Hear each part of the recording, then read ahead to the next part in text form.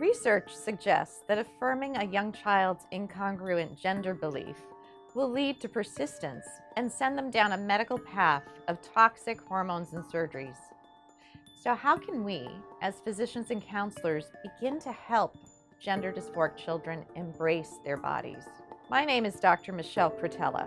I am a pediatrician and executive director of the American College of Pediatricians, or ACPEDS.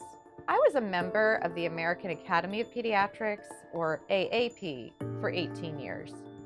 AAP guidelines regarding hard science are sound.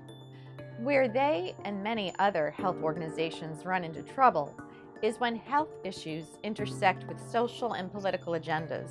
The fact is, leadership of the AAP and most other medical and psychological guilds is heavily influenced by academia, federal and state grantees, and even special interest groups affiliated with progressive elites.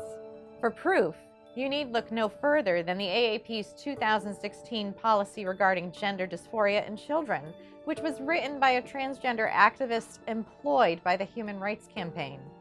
The updated 2018 version calls for the social and medical transition of all gender incongruent children regardless of age. Although this one was written by a physician, the AAP didn't count on anyone fact-checking it. Psychologist Dr. James Cantor, himself a gender identity expert, did just that. He found that every reference the AAP cited outright contradicted what the AAP said. Instead, the references reflected international consensus that cases of childhood gender dysphoria should be met with watchful waiting, because the vast majority will resolve if the children are supported through natural puberty. It is also important for parents to protect their kids from transgender propaganda, especially in schools, libraries, on television, and the internet. Dr. Lawrence Kohlberg, a developmental psychologist, identified 3 stages of cognitive development and found that it was not until age 7 that most kids understand that sex is constant. In other words, he found some 7-year-olds who believed that clothing and makeup could change a person's sex. So it is easy to see why gender-bending storybooks and programming can be damaging to young children's minds. What about teens?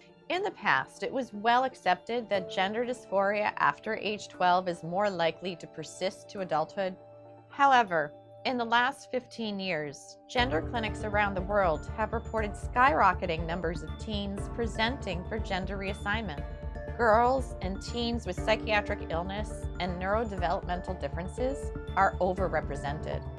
Given the explosion of transgender propaganda, socialization and social contagion have likely contributed to this rise.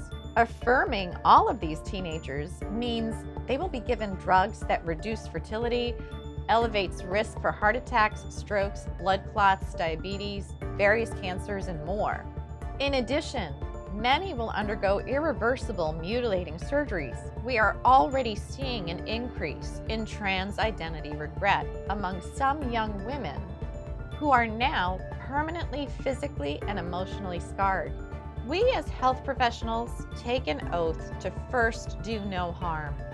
We owe it to our patients to resist the medical elites engaged in a massive and dangerous experiment on our children. If we don't stand up, who will?